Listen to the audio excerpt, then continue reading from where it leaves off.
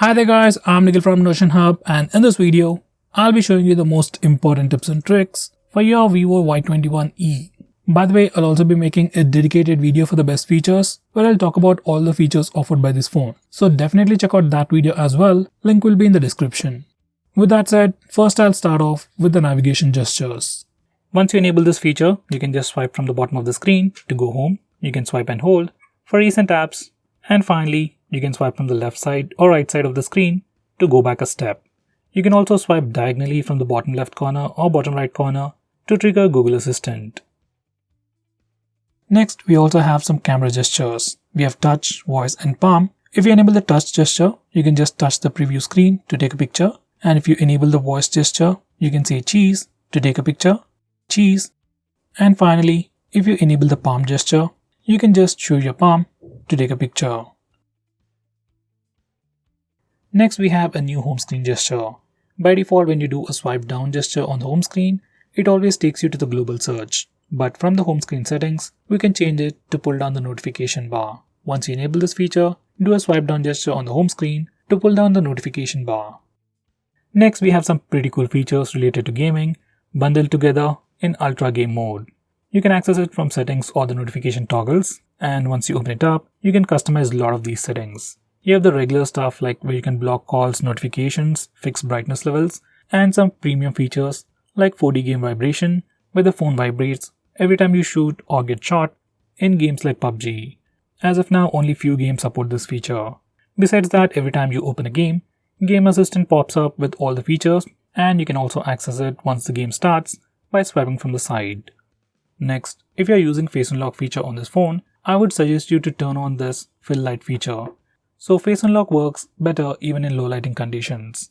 It automatically increases the screen brightness to see your face better in low lighting conditions.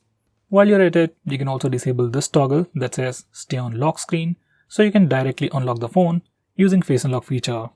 Normally, you have to swipe on the lock screen to unlock the phone, even if you are using Face Unlock feature. Next, we also have a dedicated dark mode on this phone. You can enable it directly from the toggles or from the settings.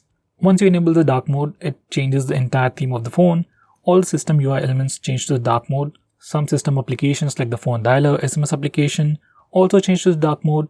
Even Google applications like Play Store and YouTube change to the dark mode automatically. On this phone, we can also schedule dark mode so that it enables at a specific time and disables automatically at a specific time. Personally, I would keep it on all the time. It helps you save some battery and your phone also looks much more cooler. Next, we have split screen mode. Split screen mode has been on Android for a very long time, but on this phone there is a pretty neat shortcut.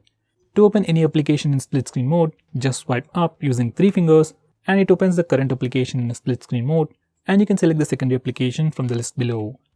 On previous Vivo phones, only the apps displayed in the list are supported, but now almost all the applications support split screen mode.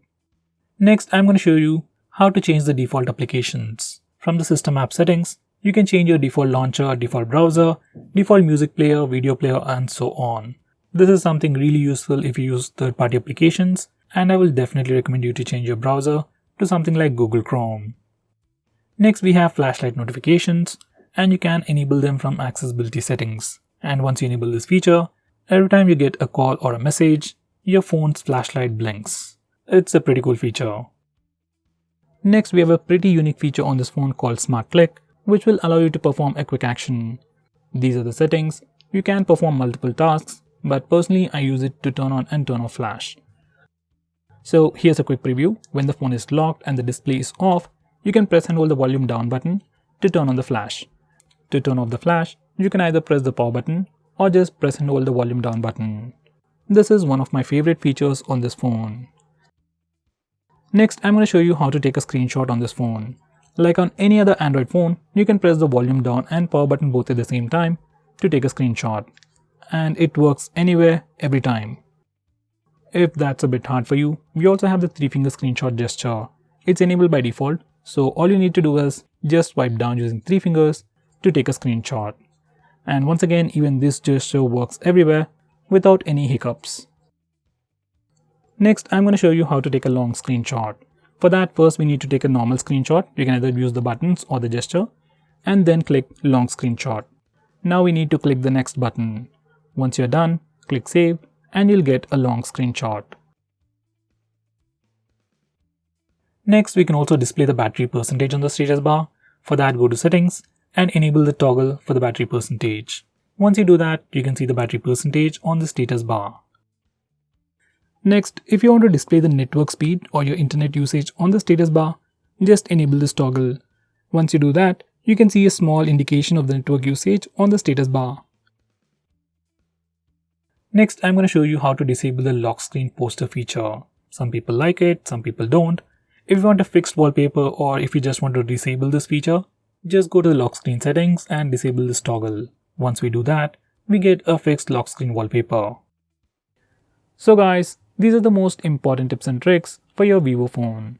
If I missed out on anything important, do let me know by commenting below this video, and definitely check out my video on the best features. Link will be in the description. If you're planning to buy this phone, use the link in the description. It always helps the channel. And if you want us to make any specific video, tweet out to us with the hashtag AskGreedyTech on Twitter and we will try to make it as soon as possible. I'm Nikhil from GreedyTech signing off. Have a nice day.